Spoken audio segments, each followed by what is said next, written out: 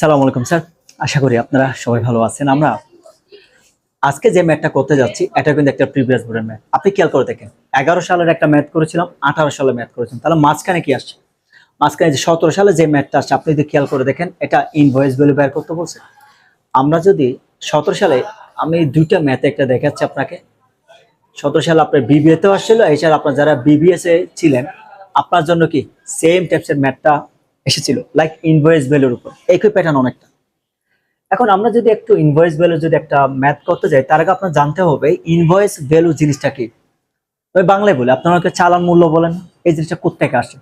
আমি যদি আপনাকে এটার উপর ইনশর্ট যদি বলি, ধরেন আপনি একটা প্রোডাক্ট পারচেজ করছেন, ভালো করে খেয়াল করেন, আপনার পারচেজ কস্ট কত, ধরেন 1000 টাকা।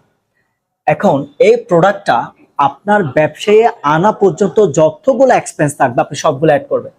আপনি পারচেজ করছেন, আদার যতগুলো এক্সপেন্স থাকবে, আপনার ফ্রেটিং থাকতে পারে, অর ট্রান্সপোর্টেশন থাকতে পারে, আদার্স যতগুলো এক্সপেন্স থাকবে সবগুলো অ্যাড করার পর একই সাথে সাথে আপনি কি অ্যাড করবেন স্যার? প্রফিট অ্যাড করবেন। এরপর যে অ্যামাউন্টটা থাকবে এটাই হবে আপনার জন্য কি ইনভয়েস ভ্যালু। তার মানে আমরা কি শিখলাম? অর্থাৎ একটা কৃত পণ্য কেনা থেকে শুরু করে আপনার ব্যবসায় আনার আগ পর্যন্ত যতটুকু এক্সপেন্স থাকবে সবগুলো অ্যাড করবেন। অ্যাড করার পর তার সাথে কি অ্যাড করবেন? প্রফিট অ্যাড করবেন। এরপর যেই ভ্যালুটা পাবেন এটা হবে আপনার জন্য কি ইনভয়েস ভ্যালু। খুবই সিম্পল একটা ম্যাথ। এখানে হ্যাঁ একটা ভুল করার জায়গা আছে, কোথায় জানেন? আগে তো আপনার রিকোয়ারমেন্টটা দেখে নেন। আপনার রিকোয়ারমেন্টে বলা হয়েছে the invoice value to be charged. Fine, আমরা ইনভয়েস ভ্যালু তো টেকনিক দিয়ে দিলাম। একটা প্রোডাক্ট কিনে আনার পর ব্যবসায় এনে তার সাথে প্রফিট অ্যাড করার পর যতটুকু ভ্যালু হবে এটা ইনভয়েস ভ্যালু, কোনো সমস্যা নেই। এবার দেখেন amount of tax payable under VAT. আপনি ভ্যাট পেয়েবল জিনিসটা কি, আমরা ভ্যাট পেয়েবল ফর্মুলা আগে কি শিখেছিলাম, এটা আমি যখন ম্যাথ করাবো তখন আপনাকে ইনশাল্লাহ ইজিলি ওখানে দেখিয়ে দেবো। এর দুইটা জায়গায় এখন শুধু ভুল করতে পারেন ট্যাক্স পেয়েবলের জায়গায়। এর টেকনিকটা আমি দিব, আপনি কেমন মনে রাখবেন। আর এবার খেয়াল করেন, আমি তাহলে প্রথমে ইনভয়েস ভ্যালু খেয়াল করি। তাহলে টেকনিক, একটা প্রোডাক্ট যদি পারচেজ করেন, পারচেজ করছে কত টাকার? 4,60,000। প্রথমে টাকা বসায় দেন 4,60,000। কেমন?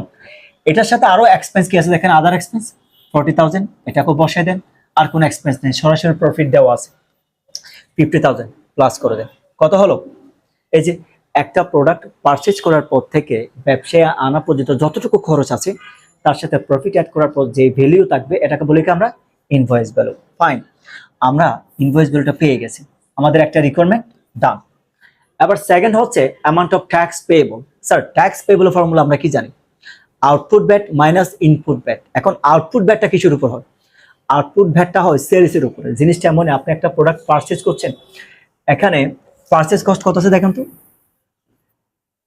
4,60,000। ভুল করার জায়গাটা আবার বলতেছি যখন ট্যাক্স পেয়েবল হয়। আর সেলস করছেন কত টাকা? স্বাভাবিক আপনি যখন প্রফিট করবেন এরপর তো আপনি সেল করবেন, তাই না? আপনার টোটাল কস্টে যদি 5 লক্ষ হয়, 50,000 টাকা প্রফিট অ্যাড করবে, কত টাকা সেলস করছেন আপনি? এটা হচ্ছে সেলস এক কথায়। আমি টোটাল ইনভয়েস ভ্যালু যেটাকে বলতেছি এটাকে আমি বলতেছি কি সেলস প্রাইস। সেলস এর উপর যে ভ্যালুটা হয় এটাকে বলে আমরা আউটপুট ভ্যাট। আর পারচেজের উপর যে ভ্যাটটা হয় এটাকে বলে আমরা কি ইনপুট ভ্যাট। তাহলে জিনিসটা একটু আমরা খেয়াল করি, একটু ফর্মুলা।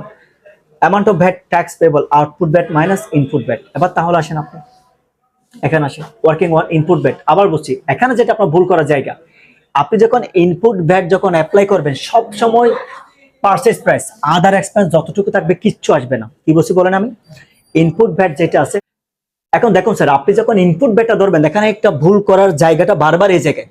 আপনি যখন এটাকে ইনপুট ভ্যাট অ্যাপ্লাই করবেন তখন সবসময় স্যার এই যে একটা পারচেজ প্রাইস আছে এটার উপর হবে, আদার্স কোনো এক্সপেন্স এখানে অ্যাড হবে না।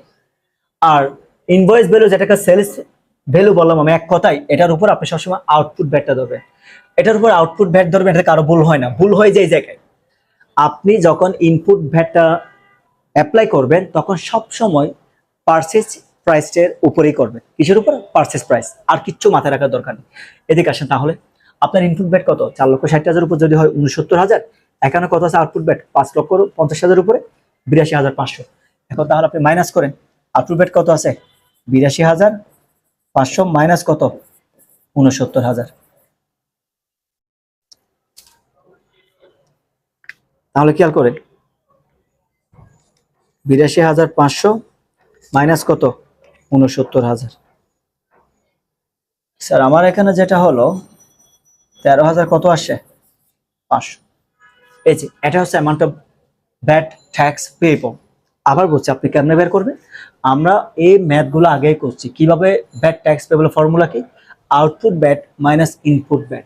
ইনপুট ব্যাট সবসময় হয় পারচেজ প্রাইসের উপরে, আর আউটপুট ব্যাট সবসময় হয় সেলস প্রাইসের উপরে।